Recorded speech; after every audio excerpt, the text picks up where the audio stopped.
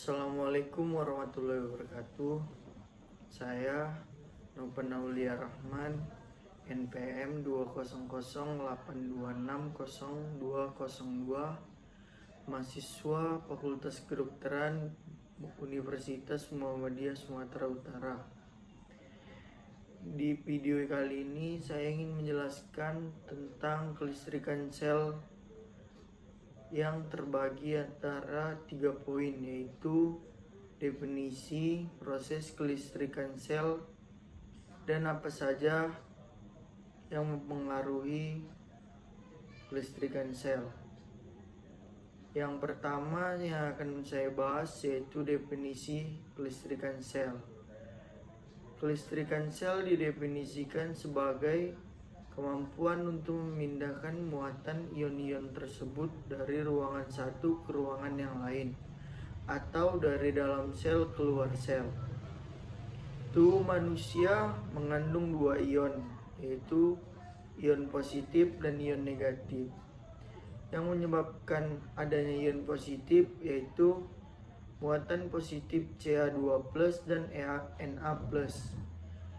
Dan yang menyebabkan ion negatif yaitu muatan negatif Cl-. Yang selanjutnya saya akan membahas proses kelistrikan sel.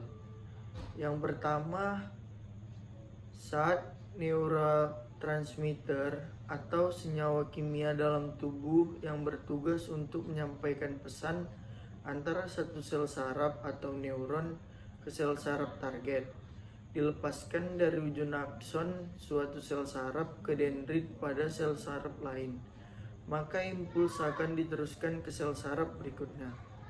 Dan yang kedua yaitu impuls ini akan membaca ion Na positif yang awalnya terdapat di luar membran akson menjadi masuk ke dalam membran akson.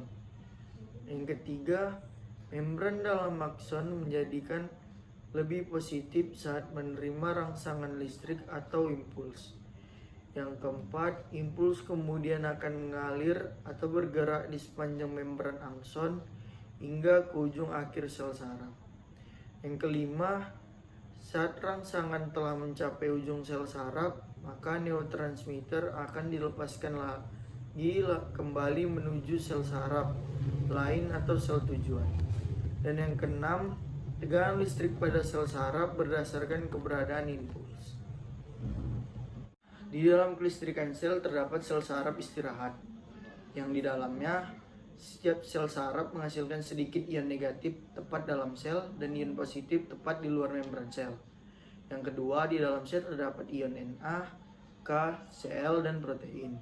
Dan yang ketiga, sel saraf menggunakan difusi pasif dan transportasi aktif untuk mempertahankan distribusi ion melalui membran sel.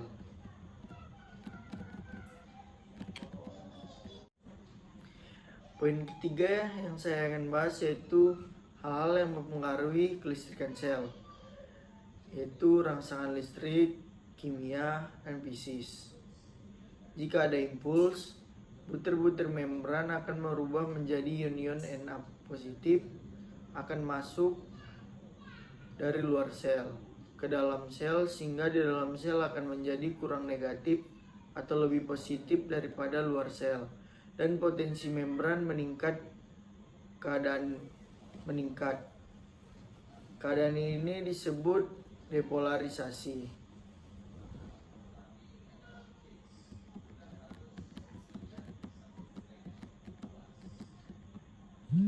Perbedaan polarisasi dan depolarisasi yaitu polarisasi adalah keadaan di mana saraf sedang istirahat atau keadaan di mana saraf tidak sedang menjalankan rangsangan. Pada keadaan ini, muatan yang lebih negatif berada di sisi dalam membran, sedangkan muatan yang lebih positif berada di luar sisi membran.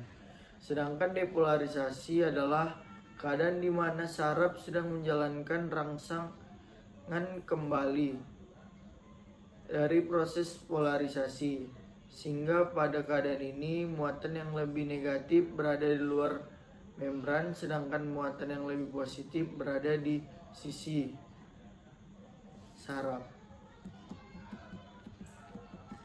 Oke, Sekian dari video saya. Bila ada kesalahan mohon dimaafkan. Wabillahi taufiq wal hidayah. Wassalamualaikum warahmatullahi wabarakatuh.